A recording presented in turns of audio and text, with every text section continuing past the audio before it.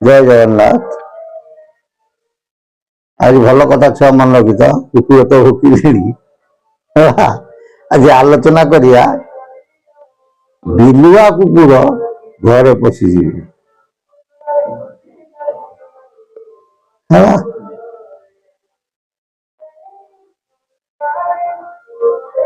ମାନେ ସେଇଥିରୁ ସମୟଟା କଣ ନିଜେ ଚିନ୍ତା କର। ମହାପୁରୁଷ କହୁଛନ୍ତି ଶିଶୁ ଅନନ୍ତ ସେ ବାରଙ୍ଗ ଏମିତି ସମୟ ଆସିବ, ଆମେ ଓଡ଼ିଆ ନା ନାଇଁ, ଆମର ରଜା ହଉଛନ୍ତି ସ୍ୱୟଂ ଜଗନ୍ନାଥ, ଆମର ବାପା ହଉଛନ୍ତି ସ୍ୱୟଂ ଜଗନ୍ନାଥ। ବଡ ଦେଉଳ ସବୁ ଯାଇ ତାଙ୍କ ଦେଉଳ ଯାଉଛ ନା ନାଇଁ? ସମସ୍ତେ ଝିଅ ଡାକୁଛି ଜଗନ୍ନାଥ ସ୍ୱାମୀ, ପୁଅ ଡାକୁଛି ଜଗନ୍ନାଥ ସ୍ୱାମୀ, ସ୍ତ୍ରୀ ଡାକୁଛି ଜଗନ୍ନାଥ ସ୍ୱାମୀ, ବାପା ଡାକୁଛି ଜଗନ୍ନାଥ ସ୍ୱାମୀ। ତେଣୁ ସେ ସମତିକର ସ୍ୱାମୀ, ଦ୍ୱିତୀୟ ଜନ୍ମ ମାମୁଁ ନା। ଜନକୁ ସମସ୍ତେ ମାମୁଁ ଡାକନ୍ତି ନା। ବାଘ ମାମୁଁ, ଜହ୍ନ ମାମୁଁ କହନ୍ତି ନାଇଁ ନା। ଆଉ ଗୋଟେ ମାମୁଁ ଅଛି କହିହବନି। ସେମିତି ଆମର ଜଗନ୍ନାଥ ମଧ୍ୟ ସମତିଙ୍କର ସ୍ୱାମୀ। ଜଗନ୍ନାଥ ସ୍ୱାମୀ ନୟନ ପଥଗାମୀ ଭବତୁ। ସ୍ୱୟଂ ଜଗତର ସ୍ରଷ୍ଟା, ଯାହାର ଦ୍ୱାରପାଳ ଇନ୍ଦ୍ର। ହେଇନି ପାଚେରୀ, ମେଘ ନାଦ ପାଚେରୀ ତା ନାଁରେ ହେଇଛି, ଇନ୍ଦ୍ରଙ୍କ ନାଁରେ ନା। ଯାହାର 22 ପାହାଚରେ ଗଲା ବେଳକୁ ଶିବ ହଉଛନ୍ତି ଦ୍ୱାରପାଳ, ଯାହା ମୁକ୍ତି ମଣ୍ଡପ ପାଖରେ ସେ ହଉଛନ୍ତି ଘାଟ ଅଧିକାରୀ ନା। ଯାହାର ଦକ୍ଷିଣ ପାଖେ ମା ଧାତି ବିମଳା, ଯାହାର ବାମ ପର୍ଶ୍ୱରେ ମହାଜଗଧାତ୍ରୀ କିଏ? ସେ ଲକ୍ଷ୍ମୀ ଠାକୁର। ଦିନେ ତା ଦେଉଳରେ ବିଲୁଆ କୁକୁର ପଶିଯିବେ। ଆଉ ଗୋଟେ ଭଲ କଥା ମନେ ରଖିଥାଅ, ବଡ ଦେଉଳରେ ଯୋଗିନୀ ମାନେ ପ୍ରବେଶ କରିବେ।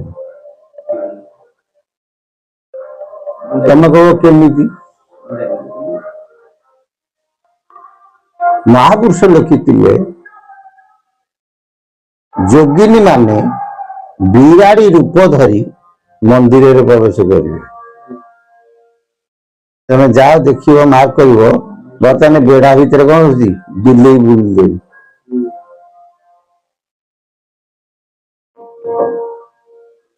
ବୁଝିହଉଛି?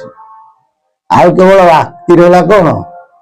କୁକୁର ବିଲୁଆ ପଶିବେ, ଆଉ କିମ୍ଭୀର ବି ପଶିଯିବ।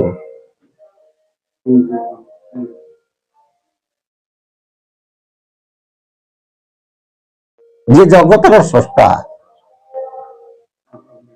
ସେଠି ଯଦି ଏମିତି ହବ, ଆମେ ସାମାନ୍ୟ ନର।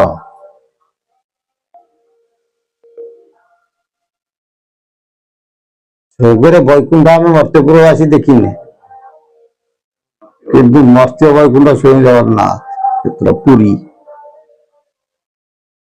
ସବୁ କ୍ଷେତ୍ର କଣ ହେଇଛି? ସେ ଜାଗାରେ ପରିପୂର୍ଣ୍ଣ ଥିବା ହେତୁ ତା ନା କଣ? ପୁରୀ।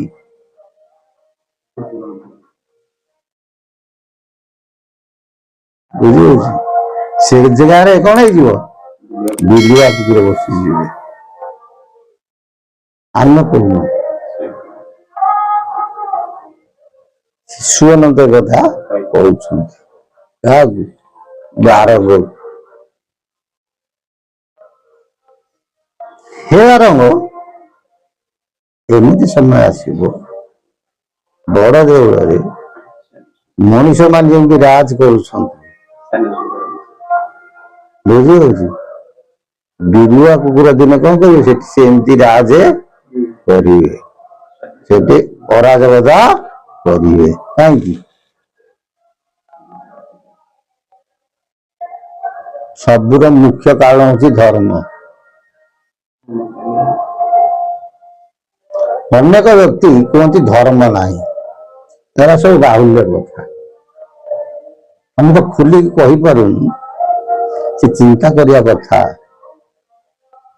ଗଙ୍ଗା ପାଣି ଆସୁଛି, ଆମେ ଠାକୁର ପୂଜା କରାଯାଉଛି ଗଙ୍ଗା ଜଳ ଆଣୁଛେ, ସେଥିରେ କେତେ ଶବ ପଡୁଛି, କେତେ ଅପରିଷ୍କାର ଜିନିଷ କଣ ହଉଛି, ବିସର୍ଜନ କରୁଛନ୍ତି ଗଙ୍ଗାରେ। ସେ ପାଣି ଆଣି ତମେ ଘରେ ରଖ, 5 ବର୍ଷ ରଖିଲ, ସେଥିରେ ପୋକ ହବ? ପୋକ ହବ ନାହିଁ କି ଶିଉଳି ହବ ନାହିଁ।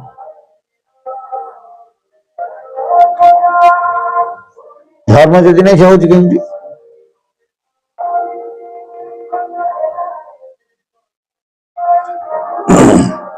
ଆମେ ସବୁ ପୁରୀ ଯାଉଛେ, ଜୟ ଜଗନ୍ନାଥ କହି ହାତରେ ମାତି ଯାଉଛେ, ପତାକା ବନେଇବ, ଯୁଆଡେ ପବନ ହଉଥିବ ତା ବିପରୀତ ଦିଗରେ ପତାକା ଉଡୁଥିବ।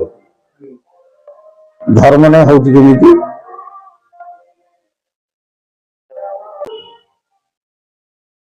ଧର୍ମ ବୋଲି ଗୋଟେ ଜିନିଷ ଅଛି, ଯୋଉ ଦିନ ଧର୍ମ ଲାଭ ବୁଡିଯିବ ସେଦିନ ସଂସାର ଜଳ ବୁଡିଯିବ।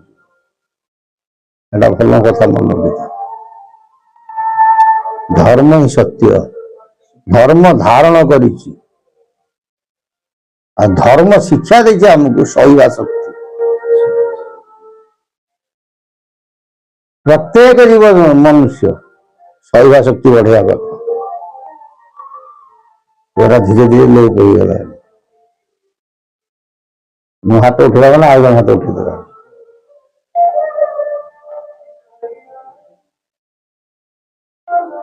ଦିନ କହିଲେ ଧର୍ମ କଣ? ତେବେ ଯିବେ ଦୟା ନାମ ରୁଚି ବୈଷ୍ଣବ ସେବନ, ଏହା ଧର୍ମ ନାହିଁ ଶୁଣ ସନାତନ। ମୁଁ ହେଲା ଜୀବକୁ ଦୟା କରୁ, ହେଲା ଧର୍ମର ପ୍ରଥମ ସୋପାନ। ନାମେ ରୁଚି, ପ୍ରଭୁଙ୍କୁ ସ୍ମରଣ କର, ବୈଷ୍ଣବ ସେବନ, ବିଷ୍ଣୁ ଭକ୍ତଙ୍କୁ ସମ୍ମାନ ଦିଏ, ଏହା ହିଁ ଧର୍ମର ଗୋଟେ ସୋପାନ। ଅଷ୍ଟାଦଶ ଗ୍ରନ୍ଥ ବ୍ୟାସ ରଚନା କଲେ। ବ୍ୟାସ କହୁଛନ୍ତି, ମହାଗଣେଶ ଦେଖୁଛନ୍ତି, ମହାଗଣେଶ ପଳେଇଲେ, ବ୍ୟାସ ତାପରେ ପଢିଲେ, ଏତେ ଗୁଡେ ଲେଖିଲି ତ କାହିଁ ମୁକ୍ତିର ବାଟ କିଛି ରହିଲାନି। ଠାକୁର ଯୋଉ ଲୀଳା ଖେଳା କଲେ ସବୁ ତ ଲେଖା ହେଇଗଲା, ମୁକ୍ତିର ବାଟ କଣ? ଗୋଟିଏ ଶ୍ଲୋକ ସେଠି ଲେଖିଲେ, ପରୋପକାରାୟ ସ୍ୱର୍ଗାୟ ପାପାୟ ପିରତି ଜନା। ପରର ଉପକାର କଲେ କଣ ସ୍ୱର୍ଗ ମିଳିବ। ବର୍ତ୍ତମାନ ସମସ୍ତେ ଆମେ ଭୁଲି ଯାଉଛେ। ଭକ୍ତିଆ ହଉଛେ ସତ, କିନ୍ତୁ ଲୋଭ ଆମ ପାଖରୁ ଛାଡୁନାହିଁ। ଏ ଭକ୍ତିର କିଛି ମହତ୍ଵ ନାହିଁ, ହଁ କି ନାହିଁ? ଠାକୁରଙ୍କୁ ଡାକୁଛେ ସତ, କିନ୍ତୁ ନିଷ୍କାମ ଭାବ ଆସୁନି, ସେ ଡାକିବାର କିଛି ମହତ୍ଵ ନାହିଁ। ଗୁରୁଙ୍କୁ ଆମେ ଟେକିକି କଣ କରୁଛେ, ଆମ ଗୁରୁକୁ ଟେକିକି ମୁଣ୍ଡ ଉପରେ ବସେଇଛେ ସତ, ଅନ୍ୟ ଗୁରୁକୁ ସମାଲୋଚନା କରୁଛେ, ତାର କିଛି ମହତ୍ଵ ନାହିଁ। ଯିଏ ପ୍ରକୃତରେ ମନେ ରଖିଥାଅ, ଗୁରୁ ପରମ୍ପରା ବାହାତି, ସେ କୌଣସି ଗୁରୁଙ୍କୁ ସମାଲୋଚନା କେହି କରନ୍ତି ନାହିଁ। ହେଲେ ଏକଇ ଗୁରୁ ଜଗନ୍ନାଥ, ଆଉ କିଏ ଅଛି ସାମରଥ, ମୁହିଁ ବସଇ ଗୁରୁ ଦେହେ, ମୋ ବିନୁରୁ ଭିନ୍ନ ନୁହେଁ। ତମ ଗୁରୁ ମୁଣ୍ଡରେ ବସିବେ, ଆଉ ଅନ୍ୟ ଗୁରୁ ସମାଲୋଚନା, ତମ ଗୁରୁ କଣ ଏଇଆ ଶିକ୍ଷା ଦେଇଛନ୍ତି? ତମକୁ ବି ଆମେ କହୁଛୁ ମନେ, କୌଣସି ଗୁରୁଙ୍କୁ ସମାଲୋଚନା କରିବ ନାହିଁ। ଯିଏ ଯାହାକୁ ସମାଲୋଚନା କରେ, ଆ ପୂର୍ଣ୍ଣତକ ସିଏ ନେଇଯାଏ, ତା ପାପ ଇଏ ଆଣେ। ଧର୍ମ ବିଚାରରେ କାହାକୁ ସମାଲୋଚନା କରିବା ନୁହଁ। ଗୁରୁ ପାଣ୍ଡବ ଯୁଦ୍ଧ ଦିନେ ରହୁଛି, ରାତ୍ରି ଫେରେ ମିଳାମିଶା ହେଇଯାନ୍ତି, ବୁଝୁଛି ନା ବୁଝିବନି? ହିଂସାବାଦ ଛାଡ, ଧର୍ମ ପରିବର୍ତ୍ତନ ହବ କେମିତି? ଯାହା ହଉ ବିଲୁଆ କୁକୁର ଘରେ ପଶିଯିବେ। ମହାପୁରୁଷ ଶିଶୁ ଅନନ୍ତ କହୁଛନ୍ତି, ମୁକ୍ତି ମଣ୍ଡପ ସିଦ୍ଧ ବୋଲୁ ଅଛ, ବୃଦ୍ଧ ପକ୍ଷୀଙ୍କର ବାସ, ଶ୍ୱାନ ଦଳ ଯାଇ ବିମଳା ଗୁହେରେ କରିବେ ନିତ୍ୟ ରାହସ, ଦକ୍ଷିଣ ଦୁଆରୁ ମଗର ପଶିବ, ଜଳେ ହୋଇଯିବେ ନାଶ, त्रिशे त्रिश विशे पांच मिसाइले कहती अनंत दास। हे बारंग मन रखी था जो मुक्ति मंडप बोलुच से दिने शागुणा जाकि आखड़ा करेंगे। शागुणा कहीं आखड़ा करती मड़ा कह वृद्ध पक्षी वास ये वृद्ध पक्षी मैंने शागुणा वास करेंगे। स्वान दल जाए विमला गुहरे करेंगे नित्य राहस। किए से बिलुआ दक्षिण दुआर मगर बस जड़े हो नाश किए से किम्भीर कुंभीर दक्षिण दुआर कौन है कुंभीर बसीजे केवे कटब ना त्रिशे त्रिश विशे पांच मिसाइले कहती अनंत दास। त्रिशे त्रिश मान 33 20 5 मिसी के 58 नंबर। आउ गोटे कथा मन लगे 58 अंकटा हूँ कार से निज अच्युत महापुरुष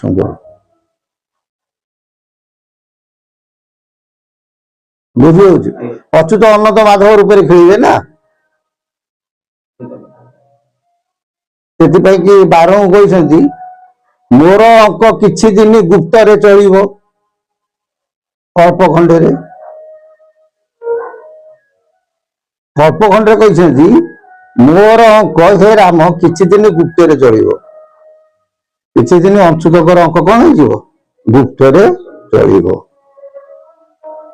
ताले महापुरुष से अनंत माधव हूँ कि अच्युत हूँ 58 अंक घटना घटो या कौन कले पुणी लिखिले अच्युत महापुरुष से शिशु अनंत कहले ये अच्युत कहले अच्युत वाणी बोली गोटे अच्छी गोटे शास्त्र से लिखिले बाण ऋतु रेव विंश अंक जे प्रमाण शब्द दिन अंधकार हो भट्टी पुण मीन कुष्ठ चतुर्दशी शुक्र जे वासर अंधकार घोटीजीव महीमंडल 58 अंक ये घटना कौन हम निश्चय घटो जहाँ शिशु अनंत कहले अच्युत से कथा कहले 58 अंक 7 दिन अंधार हम अंधार कौन सूर्य देखा जीवन ये देखा देवे माने सेमती गोटे जगत रे विपद पड़ो लोकंर बुद्धि विवेक आ किसी काम करिवो नाही केते अंक 58 अंक हला कोई दिन ना मीन कृष्ण चतुर्दशी शुक्र आस मीन पकई दिव कृष्ण बसी कृष्ण पकई दिव चतुर्दशी तिथि हो शुक्रवार हो पड़ुची तिथिटा 58 अंक भोग करुची तेणु महापुरुष जहाँ कहते अक्षर अक्षर सत्य देखा लोक को पथ पड़ी अच्छी न देखा लोक अंध जार मन जेड़े तार प्रभु जय जगन्नाथ से प्रभु सदिच्छा पूर्ण हो बोल आनंद को हरि बोल।